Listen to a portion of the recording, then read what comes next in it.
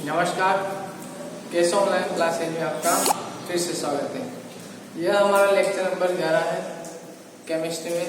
हमने पिछले वीडियो में ये बात कर ली थी कि जो अभिक्रिया का वेग होता है प्रायोगिक अभिक्रिया का वेग होता है वह जिन सांद्रताओं पर जिन प्रकार से या जिन कोटियों के सापेक्ष निर्भर करता है वो तो हमें प्रयोग से प्राप्त ही होती है। लेकिन अगर हम द्रव्यानुपातिक क्रिया नियम की सहायता से अभिक्रिया का वेग लिखें तो बताओ उसमें जो सांद्रताओं के ऊपर जो पावर आएगी वह केवल उनकी क्या होगी, बताओ अणु संकेता होगी। जबकि जब हम ROR यानी कि रेट ऑफ रिएक्शन यानी कि अभिक्रिया वेग का मान जब हम प्रयोग की सहायता से लिखते हैं और तब सांद्रताओं पर जो घात आती है वह अभिक्रिया की कोटि कहलाती है। यह बात हमने कर ली थी। दो उदाहरण अपन ने लिख लिए थे। एक एस्टर का जल अपघटन भी आप लिख लीजिएगा कि एस्टर का जल अपघटन जब हम आधिक्य में कराते हैं तो बताओ केवल इस अभिक्रिया का जो ROR होगा वह केवल इसकी सांद्रता पर ही निर्भर करेगा, क्योंकि जो HOH होता है यानी कि जो हमारा जल होता है वो यहाँ पर आधिक्य में लिया गया है। और आधिक्य में अगर हम किसी की सांद्रता में परिवर्तन करते हैं तो उसकी सांद्रता में परिवर्तन नगण्य मात्रा में होता है, यानी कि वह इस अभिक्रिया वेग को प्रभावित ही नहीं करेगा। यानी कि अभिक्रिया वेग किससे प्रभावित होगा, केवल C3 यानी कि एस्टर की सांद्रता के ऊपर ही प्रभावित होगा। मैंने आपको ये बहुत अच्छे से बता दिया था कि अभिक्रिया की कोटि और अणु संकेता में क्या अंतर है, आपको अच्छे से समझ में आ जाना चाहिए। एक बार आप इसको नोट कर लो, फिर हम एक बार और उस पर बात करते हैं। ठीक है, आपने यहाँ पर नोट कर लिया होगा इसको। मैं इसको हटा रहा हूँ। अब देखिएगा हम क्या समझते हैं। मैंने बताया था हम कोई सी भी इक्वेशन ले लें, जैसे कि 2a + 3b 4c + 5d। अब बताओ अगर हम इसको सैद्धांतिक इसका जो ROR है यानी कि जो अभिक्रिया का वेग है अगर द्रव्यानुपातिक क्रिया नियम की सहायता से निकालें तो बताओ जो अभिक्रिया का वेग होगा वह अभिक्रिया का वेग क्या कहेगा कि मैं तो एक ही कितनी अणु संकेता के सापेक्ष 2, ऐसे ही मतलब B की 3 अणु संकेता के सापेक्ष बढ़ूंगा। लेकिन बताओ जब प्रयोग किया जाता है तो अनेक सारे कारक होते हैं जो अभिक्रिया वेग को प्रभावित करते हैं। तो मैंने आपको बताया था कि जो प्रयोग से जो हमें प्राप्त होगा अभिक्रिया का वेग वह पूरा का पूरा इस प्रकार से प्रभावित नहीं हो पाएगा, अतः वह कुछ और प्रकार से प्रभावित हो पाएगा। तो हमने इस A की पावर में x लगा दिया था और B की पावर में y लगा दिया था और कहा था कि जिस अनुपात से या जिस पावर के हिसाब से अभिक्रिया का वेग इन सांद्रताओं के सापेक्ष परिवर्तित होगा उन्हीं घातों को हम क्या कहेंगे, बताओ अभिक्रिया की कोटि कहेंगे। जहां तक हमने बात कर ली थी। अब हम आगे करते हैं। अच्छा मुझे आप बताओ, हमने ये बात भी कर ली थी क्या कि जो ये अणु होते हैं उनकी संख्या कभी भी ऐसा नहीं हो सकती जैसे कि आधा अणु 3.5 अणु है ना, ऐसा कभी नहीं हो सकता 3.5 अणु। क्यों? क्योंकि जो अणु होते हैं वो पूरा होता है, या तो एक अणु होगा या 2 अणु होंगे या 3 अणु होंगे, यानी कि वे क्वांटीकृत राशि के रूप में होंगे, पूर्णांकों के रूप में होंगे। तो अच्छा यहाँ पर उनका मान 0 भी नहीं हो सकता।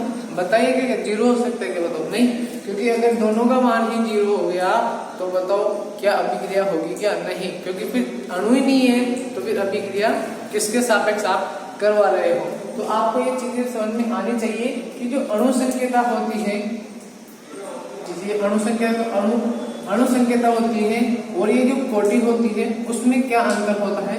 मेनली बहुत सारे अंतर आपको पता चल गए होंगे कि कोटि और अणु संकेता क्या अंतर है। बताओ पहली बात तो अणु संकेता जो होगी वह सैद्धांतिक अभिक्रिया वेग से हमें प्राप्त होगी। बताइए, देखो बोले। और बताओ जो कोटि होगी वह हमें अभिक्रिया के कौन से फैक्टर से, बताओ प्रायोगिक फैक्टर से हमें प्राप्त होगी। ये इसमें मेन इंपॉर्टेंट बात होती है। और भी बातें मैंने आपको बता दी कि अभिक्रिया का वेग जो अणु संकेता होगी वह इस राशि से यानी कि समीकरण से ली जाएगी, जबकि जो कोटि होगी वह हमें कौन देगा बताओ, प्रयोग देगा।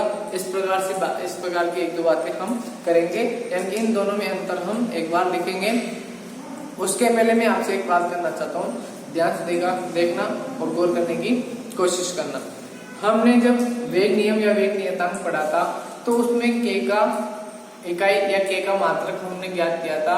वह मात्रक अगर हम तो बता, वहां पर अपन ने मतलब क्या लिया था, यहाँ पर ए लिया था और यहाँ पर बी लिया था, तो यहाँ पर ए और बी आ गया था, यही हुआ था। अब हम क्या करेंगे, वो तो हमने लिया था अणु संख्या के सापेक्ष, लेकिन क्या हम उस के की इकाई का मान अगर इस कोटि के सापेक्ष ज्ञात करें तो क्या आएगा, वही डेरिवेशन हम अभी करने जा रहे हैं। क्या कुछ अलग आएगा या फिर वही आएगा, क्या होता है देखेगा। आप भूले तो नहीं ना, बताओ। सबसे पहले क्या करते थे हम, के का मान ज्ञात करने के लिए क्या करते थे बताओ, जो अभिक्रिया का वेग होगा बराबर का चिन्ह लगाएंगे और कोई कांस्टेंट के लगाएंगे। अब इस के की इकाई के लिए क्या करते थे अपन, उनकी क्रियाकारकों की सभी सांद्रताओं को क्या कर देते थे बताओ, इकाई कर देते थे। इस कारण से बताओ ये पूरा फैक्टर हट जाता था और बताओ किसका मान हो जाता था, के का। और फिर जब हम इकाई निकालते थे इसकी तो क्या करते थे बताओ, इसको वही सांद्रता बटा समय लिखेंगे, इनको भी सांद्रता लिखेंगे और व्यापकीकरण करेंगे, जिसमें हमारा के की इकाई का मान आ जाएगा। आपको केवल वहां तक तो आपने नोट कर लिया होगा। अब ध्यान से देखिए कैसे हम करते हैं। सबसे पहले हम क्या करेंगे, वही चीज इक्वेशन लिखेंगे। तो आप हेडिंग डाल लो, कोटि के सापेक्ष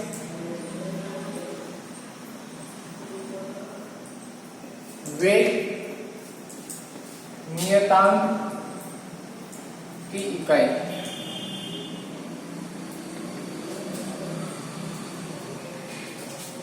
अब आप देखिएगा, सबसे पहले हम क्या करेंगे बताओ, सबसे पहले हम इक्वेशन लिखेंगे, माना समीकरण।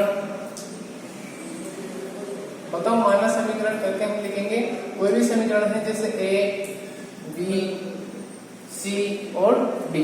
यहाँ पर इसको इनके अणु ले लेंगे, ए इसके ले लेंगे, बी इसके ले लेंगे, सी इसके ले लेंगे, डी। तो बताओ अगर हम सैद्धांतिक लिखते, यहाँ पर अभिक्रिया का वेग अगर सिद्धांत से लिखते तो बताओ अभिक्रिया के वेग में, गौर करना, आप अभी नोट करने की कोशिश मत करना। अभिक्रिया के वेग में हम क्या करते हैं कि एक ही सांद्रता के सापेक्ष जो अभिक्रिया का वेग है वो इस प्रकार से बढ़ेगा और ऐसे ही बी के सापेक्ष इस प्रकार से बढ़ेगा। लेकिन यह तो सैद्धांतिक मान हो गए, लेकिन हमें तो क्या करना है बताओ, प्रायोगिक, यानी कि कोटि के सापेक्ष ज्ञात करना है। तो प्रायोगिक वेग समीकरण क्या कहेंगे बताओ, प्रायोगिक वेग समीकरण से कहेंगी अभिक्रिया का वेग इस प्रकार से ना बढ़ करके कुछ और प्रकार से बढ़ पाएगा, और उसको अपन ने क्या नाम दिया था बताओ, एक्स और वाई नाम दिया था। यहाँ तक आपको अच्छे से समझ में आ गया था। अब क्या करेंगे बताओ, प्रोपोर्शनल टू का चिन्ह हटाएंगे और के लाएंगे, तो बताओ, तो अभिक्रिया का वेग बराबर के, यहाँ पर लिख देना a का पावर x और b की पावर y। यहाँ नीचे आप मेंशन कर देना कि जहां x व y क्रमशः a व b के सापेक्ष क्या है बताओ, अभिक्रिया की कोटि है, के सापेक्ष अभिक्रिया की कोटि है। यहाँ तक आपको अच्छे से समझ में आ गया होगा। अब क्या करेंगे बताओ, हम यहाँ पर इस के की इकाई ज्ञात करना चाहेंगे, इसलिए इन सभी को किस में बदलेंगे बताओ, इनके मात्रकों में बदलेंगे। वही काम हमने वहां पे भी किया था। बताओ अभिक्रिया वेग को क्या लिखा था बताओ, सांद्रता बटा समय, ये लिखा था वहां पे भी, यहाँ पे भी हम ये लिख रहे हैं। अच्छा, के का मान तो अपन को ज्ञात करना है और ए को भी हम क्या लिख देते हैं, सांद्रता के रूप में लिख देते हैं, क्योंकि ए क्या है यहाँ पर सांद्रता ही है। वैसे भी बी भी क्या है बताओ, सांद्रता ही है। और फिर बताओ इसके बाद क्या करते थे हम, इसके बाद हम क्या करते थे बताओ, इसके बाद हम करते थे इस चीज का व्यापकीकरण, यानी कि हमें नहीं पता कि अभिक्रिया यही थोड़ी ना है, कुछ और भी हो सकती है, कुछ और भी वेक्टर इसमें आ सकते हैं, ए बी सी, इस प्रकार से कुछ भी हो सकता है। यानी कि हम एक्स और वाई इन सभी के योग को क्या कर देंगे, व्यापक कर देंगे यानी कि n मान लेंगे, तो बताओ हम क्या कहेंगे, सांद्रता बटा, आप यहां तक नोट करिएगा, यहां तक दिखाई नहीं दे रहा होगा, यहां तक आप नोट कीजिए, फिर हम ऊपर की तरफ इसको लिखते हैं, जल्दी से नोट कीजिए आप तक। बताओ इसके बाद क्या करेंगे, आपको पता है तो मुझे ज्यादा समझाने की आवश्यकता इस टॉपिक में नहीं होगी। क्या करेंगे बताओ, इस चीज को जनरलाइज कर देंगे, तो बताओ व्यापकता, तो व्यापकता के साथ हम क्या लिख सकते हैं बताओ, कि यहां पर लिखेंगे सांद्रता बटा समय, और समय को हम सेकंड लिख देंगे, अभी कोई प्रॉब्लम नहीं।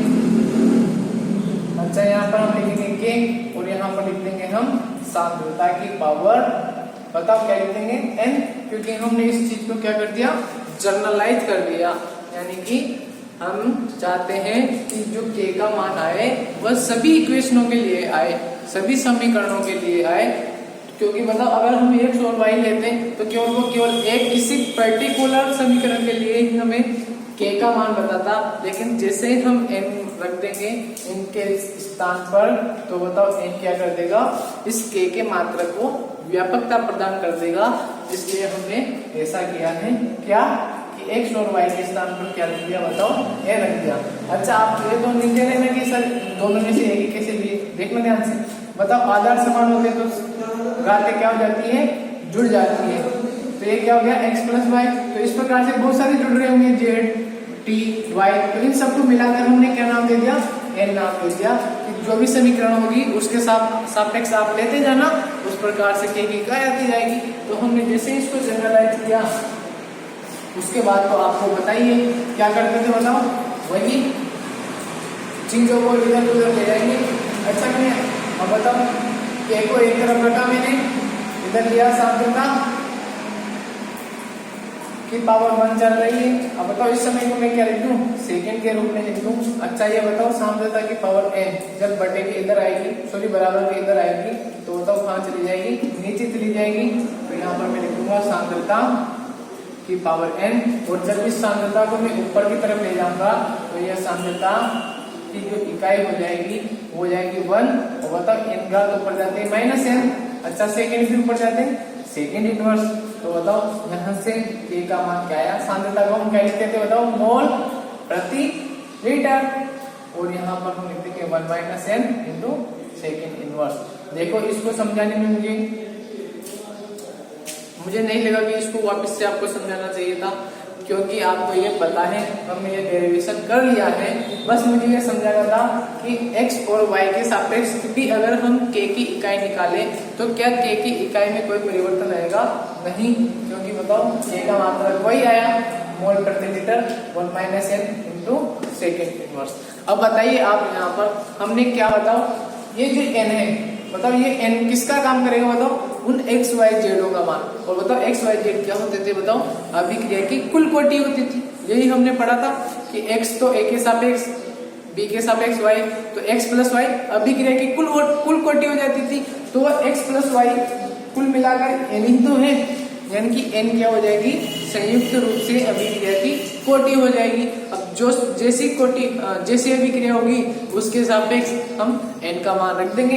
जैसे अगर कोई अभिक्रिया प्रथम कोटि की हुई तो वहां पर n का मान क्या रख देंगे, 1 रख देंगे। ऐसे ही बताओ अगर कोई अभिक्रिया द्वितीय कोटि की हुई, यानी कि वहां पर n का मान क्या रहा होगा, 2 रहा होगा। अगर कोई अभिक्रिया तृतीय कोटि की रही या शून्य कोटि की रही, किसी भी प्रकार से रही, तो वहां पर हम n का मान रखते जाएंगे, और अभिक्रियाओं के लिए किसका मान ज्ञात करते जाएंगे बताओ, k का मान ज्ञात करते जाएंगे। तो बताओ व्यापकता हुई नहीं हुई, बताओ हो गई, यही हम करना चाह रहे थे, आप यहाँ से जल्दी से नोट कर लीजिएगा।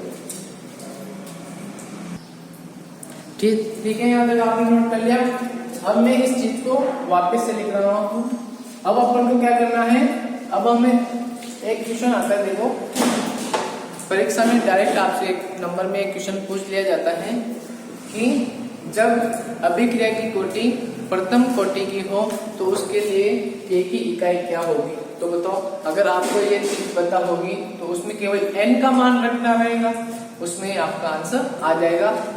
उस प्रकार के अपन एक दो एग्जाम्पल यहाँ पर करके देखते हैं। देखिएगा, इस के का मान मैंने यहाँ से हटा करके यहाँ रखा। मतलब ये आपके लिखा हुआ है यहाँ पर के बराबर मोल प्रति litre 1 minus n into second inverse. अब बताओ, सबसे पहले हम पहली बात करेंगे कि जब, अच्छा इसके पहले ना एक चीज अपन लिख लेते हैं, ये आपने ब्रैकेट में बंद कर रखा है, तो इसके नीचे आप लिखना जहां n अभिक्रिया की कुल कोटि है। आगे बात समझ में, अभिक्रिया की कुल कोटि है। अब अपन पॉइंट नंबर 1 लेते हैं कि n का मान जो हम लेते जाएंगे अभिक्रिया की कोटि भी उसी के हिसाब से दी जाएगी।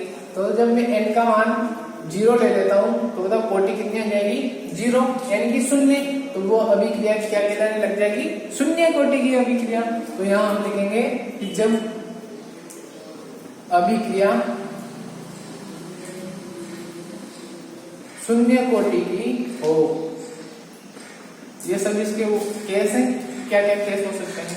हो सकता है कोटि शून्य हो जाए, तो बताओ कोटि शून्य का मतलब क्या हो जाएगा, n का मान 0। तो जैसे ही हम n का मान 0 इसमें रखेंगे तो बताओ क्या आ जाएगा, मोल प्रति litre 1 minus 0 into second inverse, यानी कि k का मान कितना आ गया बताओ, मोल प्रति लीटर 1 इंटू सेकेंड इनवर्स, यानी कि हम लिख सकते हैं मोल लीटर इनवर्स और सेकेंड इनवर्स।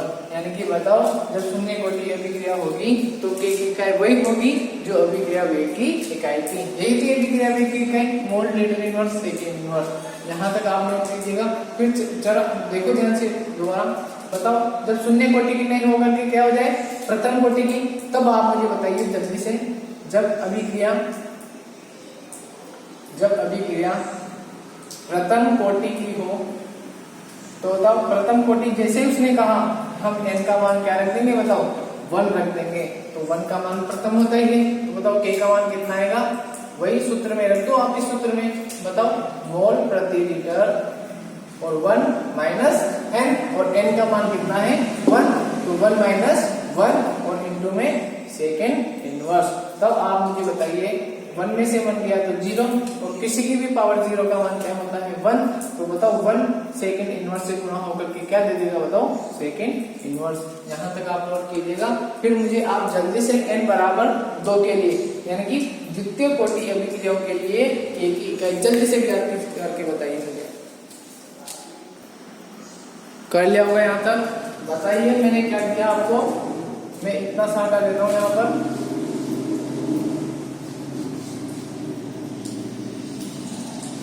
बताओ जब अभिक्रिया कितने की हो बताओ, द्वितीय कोटि की हो, तो बताओ क्या होगा, n का मान 2 हो जाएगा।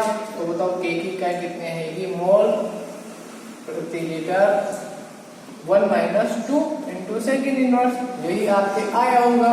तो बताइए मुझे k का मान कितना आ जाएगा, मोल प्रति लीटर की पावर 1 में से माइनस लोगे तो -1 इंटू सेकेंड इनवर्स। तो k का मान हो जाएगा मोल इनवर्स, और उसके बाद लीटर। अच्छा लीटर जब ऊपर जाता था इनवर्स हो जाता था, तो पहले से ऊपर -1 है, तो वो नीचे का ऊपर जब जाएगा माइनस लेके जाएगा, और वो हम माइनस इस माइनस से गुणा होकर के क्या हो जाएगा, प्लस हो जाएगा, और यही आपका आंसर बन जाएगा। तो कितने सीधे सीधे क्वेश्चन है। यह आपको 1 नंबर डायरेक्ट दिला देता है। क्वेश्चन आता है 1 नंबर में कि द्वितीय कोटि अभिक्रिया के लिए k का मान लिखिए, तो आप डायरेक्ट इसमें इसका आंसर ला सकते हो बहुत आसानी से। यहाँ तक आपने एक नोट कर लिया होगा। अब हम आगे की तरफ चलते हैं। एक बहुत अच्छा टॉपिक जो मैंने अभी अभी आपके सामने उसका जिक्र किया था कि कभी कभी ऐसा क्वेश्चन आ जाता है कि अभिक्रिया की आणविकता, यानी कि जब हम अभिक्रिया का वेग, ध्यान से सुनना मेरी बात को, मैं क्या कहना चाह रहा हूँ।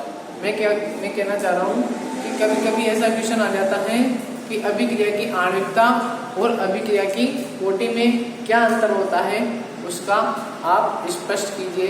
तो हम सारणी बना करके अंतर स्पष्ट कर देंगे। तो हमें उनमें कुछ अंतरों को मेंशन करना होगा कि किन किन अंतर के सापेक्ष हम अभिक्रिया की कोटि और अणुओं में अंतर बता रहे हैं। तो गौर करिएगा, ध्यान से सुनना। बहुत सारी ऐसी चीजें थी जो मैंने आपको पहले ही बता दी है। देखना, ध्यान से गौर करना, मेरी बातों को सुनना। अभी अभी हमने बात की थी कि जो अणुओं की संख्या अणुओं का जो मान होता है यानी कि अणु संख्या, वो तो हमें प्राप्त होता है सिद्धांत से, यानी कि द्रव्यानुपातिक नियम से। यानी कि वो जो सामने समीकरण लिखी होती है उससे हम डायरेक्ट देख के उसका मान लिख देते हैं। लेकिन जब हम अभिक्रिया की कोटि का मान लिख रहे होते हैं तो उसके लिए हमें अभिक्रिया के प्रायोगिक वेग समीकरण की आवश्यकता होती है, जिसकी सहायता से हमने x और y लिखा था। और मैंने आपसे कहा था कि जो ये x और y है वो हमें कौन देगा बताओ? प्रयोग देगा। यानी कि x और y यानी कि जो कोटि है उसका मान हम डायरेक्ट नहीं लिख सकते, उसके लिए हमें क्या करना पड़ेगा बताओ? प्रयोग करना पड़ेगा। तो हम पहला अंतर ये लिख देंगे कि जो अभिक्रिया की कोटि है वह तो एक प्रायोगिक राशि है, जबकि अभिक्रिया की जो अणु संकेता होती है वो एक सैद्धांतिक राशि है, जिसे हम अणु संकेता के रूप में डायरेक्ट समीकरण से लिख सकते हैं। दूसरा मैंने आपको बताया था कि जो अणुओं की संख्या होती है, अणुओं की जो संख्या होती है वो जीरो नहीं हो सकती। क्यों? क्योंकि अणुओं की संख्या ही जीरो हो जाएगी। तो फिर आप किसके सापेक्ष अध्ययन कर रहे हो, कौन सी अभिक्रिया का अध्ययन कर रहे हो, यही पता नहीं रहेगा। यानी कि अणुओं की संख्या कभी भी जीरो नहीं हो सकती। ऐसे ही मतलब क्या कोटि का मान जीरो हो सकता है? बताओ। हमने एक उदाहरण लिया था H2 और Cl2 से HCl अम्ल बनाया था। तो बताओ वहां पर दोनों का जो सांद्रताओं में जो परिवर्तन आ रहा था प्रायोगिक, वो 0 आ रहा था, क्योंकि वह एक प्रकाश रासायनिक अभिक्रिया थी। केवल वो प्रकाश पर ही निर्भर कर रही थी, H2 और Cl2 की सांद्रताओं पर निर्भर नहीं कर रही थी। तो तब वहां पर अभिक्रिया की कोटि का मान 0 आया था। यानी कि हम कह सकते हैं कि जो अणु संकेता होती है उसका मान 0 तो नहीं हो सकता, लेकिन हाँ जरूर अभिक्रिया की कोटि का मान 0 हो सकता है। और मैंने ये बात भी बताई थी आपको कि जो अभिक्रिया के अणु है यानी कि अणु संकेता है उसका मान कभी भी भिन्नात्मक नहीं हो सकता। भिन्नात्मक का मतलब कैसे? सर डेढ़ अणु है ऐसे नहीं हो सकता, 1/2 अणु है ऐसे नहीं हो सकता, क्योंकि अणु तो पूरा ही होता है, या तो एक अणु होगा या 2 अणु होंगे, इस प्रकार से। तो अणुओं का हम विभाजन नहीं कर सकते। वैसे ही बताओ, लेकिन क्या होता है, कोटि तो प्रायोगिक होती है। कोटि क्या बताती है कि एक ही सांद्रता पर अभिक्रिया का वेग किस प्रकार से निर्भर कर रहा है। तो हम उसमें बटा भिन्नात्मक मान आ सकते हैं। जैसे कि कोई अभिक्रिया का वेग हम कैसे लिख सकते हैं प्रायोगिक? बताओ। हम लिख सकते हैं कि वो एक ही सांद्रता के 1/2 इकाई के वर्गमूल के सापेक्ष बढ़ रहा है, या b के सापेक्ष 3/2 की घात के सापेक्ष बढ़ रहा है। तो हम क्या कर सकते हैं कि जो कोटि होगी वो तो भिन्नात्मक हो सकती है, लेकिन अणु संकेता भिन्नात्मक नहीं हो सकती। क्यों? क्योंकि अणु संकेता तो क्या होती है? अणुओं की संख्या होती है, और अणु कभी भी ऐसे बिना इसमें आधी भाग नहीं ले सकते, वे क्वांटीकृत होते हैं। अर्थात वो या तो एक अणु भाग लेगा या 2 अणु भाग लेगा, इस प्रकार से भाग लेते हैं। यहाँ तक तो मैं अपन 1-2 पॉइंट में आपको यहाँ पर सारणी में बताऊंगा, तो आप उनको नोट कर लेना। मैंने आपको ये समझाया कि अब मैं लिखूं, एक साथ लिख देता हूँ उनको, फिर आप उनको नोट कर लेना। यहाँ पर मैं आपको बताता जाऊंगा, उससे अच्छा है एक साथ यहाँ पर नोट कर दूं, फिर आप उसको लिख लेना। फिर एक बार आप वापस से उसको समझ लेंगे तो आपको बहुत अच्छी आसानी से समझ में आ जाएगा। तो आप हेडिंग डालिएगा, अभिक्रिया की कोटि, आप हेडिंग डालिएगा अभिक्रिया की कोटि व अणु संकेता में अंतर।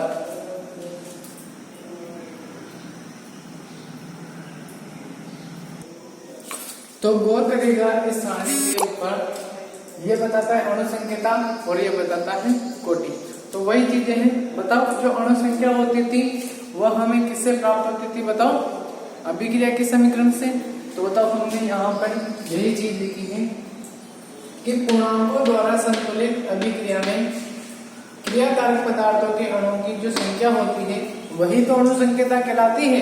जबकि अभिक्रिया की कोटि हमें प्रायोगिक वेग समीकरण से प्राप्त होती है। तो हमने यहाँ पर वही लिखा कि जो प्रयोग द्वारा निर्धारित वेग व्यंजक होता है यानी कि वो वेग समीकरण होती है, उसमें जो सांद्रता के ऊपर घातांक आते हैं उन घातांकों का योग ही क्या कहलाता है, अभिक्रिया की कोटि कहलाता है। जब हमने कोटि पढ़ा था तो यही चीज लिखी थी कि प्रयोग से प्राप्त जो अभिक्रिया का वेग होता है या अभिक्रिया वेग का जो समीकरण होता है उसमें सांद्रताओं के ऊपर जो घातें आती है उन घातों का योग ही क्या कहलाता है, बताओ, अभिक्रिया की कोटि कहलाता है। वो बताओ अभी जो हमने बात की थी, बताओ, यानी कि जो अनुसंख्यका है वो तो संतुलित रासायनिक अभिक्रिया से ही हमें प्राप्त होती है, जो कि द्रव्यानुपातिक क्रिया नियम भी कहता है। और मैंने बताया था आपको द्रव्यानुपातिक क्रिया नियम से अगर आप अभिक्रिया वेग लिख रहे हो तो वह एक सैद्धांतिक राशि है। तो बताओ अनुसंख्यका एक सैद्धांतिक राशि होती है, जबकि अभिक्रिया की कोटि का मान प्रयोग से प्राप्त होता है तो हम कह देंगे कि अभिक्रिया की कोटि एक प्रायोगिक राशि है। ऐसे बताओ अनुसंख्यका का मान भिन्नात्मक नहीं होता, अभी हमने बात की थी, जबकि कोटि का मान भिन्नात्मक हो सकता है। क्योंकि आपको पता है, आपने फिजिक्स में भी पढ़ा हुआ है, हम जो आवेश होता है वो कभी भी आधा नहीं होता, 3 से 1/2 नहीं होता, या तो आवेश 1 कूलम होगा, 2 कूलम होगा, 3 कूलम होगा, इस प्रकार से होगा। यानी कि जैसे आवेश एक क्वांटीकृत राशि होती है वैसे ही जो अनुसंख्यका होती है वह भी एक क्वांटीकृत राशि होती है, वो भिन्नात्मक इस प्रकार से नहीं हो सकती। वही चीज हमने यहाँ पर लिखी है, जबकि कोटि भिन्नात्मक हो सकती है, क्योंकि हमें क्या पता कि अभिक्रिया का वेग उस पर्टिकुलर सांद्रता के सापेक्ष किस प्रकार से व्यवहार करेगा। तो हम कह सकते हैं कि हो सकता है वो उसका आधा ही बढ़े, आधे की पावर में बढ़े, हो सकता है वो 2 गुना होल स्क्वायर बढ़ जाए उसके सापेक्ष, हो सकता है उसके सापेक्ष पावर में वो 3 से 1/2 के सापेक्ष बढ़े, तो कोई भी हो सकता है, भिन्नात्मक भी हो सकती है। वैसे बताओ अभिक्रिया की कोटि 0 भी हो सकती है, लेकिन अनुसंख्यता 0 नहीं हो सकती, और अनुसंख्यता ताप दाब पर निर्भर नहीं करती। आपको पता ही है कि भाई अगर किसी पात्र में दो अणु उपस्थित है तो आप उसको क्या प्रेशर दे दोगे या उसको गर्म कर दोगे तो बताओ 2 अणु खत्म हो जाएंगे क्या या उड़ जाएंगे क्या? नहीं, उसमें 2 अणु है तो 2 ही अणु रहेंगे, ना तो उनकी मात्रा बढ़ेगी ना ही घटेगी। लेकिन बताओ जो अभिक्रिया की कोटि होती है वो तो ताप दाब पर निर्भर करती है। क्यों?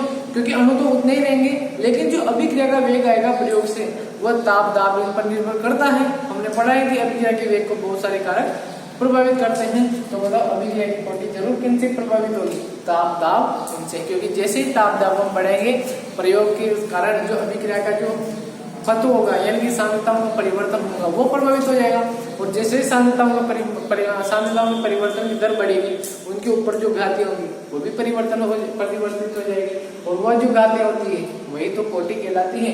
यानी कि जब हम ताप दाब ये बढ़ेंगे तो अभिक्रिया की कोटि भी प्रभावित हो जाएगी। इस प्रकार से मैंने आपको ये 5 बिंदु लिखा है अनुसंख्यता और कोटि में अंतर बताने के लिए। इनको जल्दी से आप लिख लेना और याद कर लेना, बहुत ही सीधे सीधे हैं, बहुत अच्छे से आपको समझ में आ गया होगा। कुछ भी नहीं है, बस अपन की सामान्य जानकारी की बातें हैं, जल्दी इनको आप नोट कर लेगा। फिर हम अगले वीडियो में पढ़ेंगे। अब मैं आपको डेरिवेशन स्टार्ट करूंगा अगले वीडियो से या उसके बाद वाले वीडियो से। उसके पहले मैं आपको 1-2 चीजें दिखाऊंगा, क्योंकि जब डेरिवेशन शुरू होते हैं तो आपको गणित की बेसिक जानकारी प्राप्त होना चाहिए, जैसे लोग वगैरह आता है ना, लोग, लघु गुणक, ln, वैसे सरल रेखाओं का ढाल, प्रवणताएं आपने फिजिक्स में पढ़ चुके हैं आप 11th क्लास में, समाकलन, अवकलन। तो उसके टॉपिक के लिए मैं 10-15 मिनट का एक वीडियो डालूंगा या 5 मिनट का, उसमें मैं आपको बता दूंगा कि लोग वो किस प्रकार से काम करते हैं, किस प्रकार के उनके सूत्र होते हैं, समाकलन क्या होता है। तो फिर आज के देखते हैं कभी, ठीक है।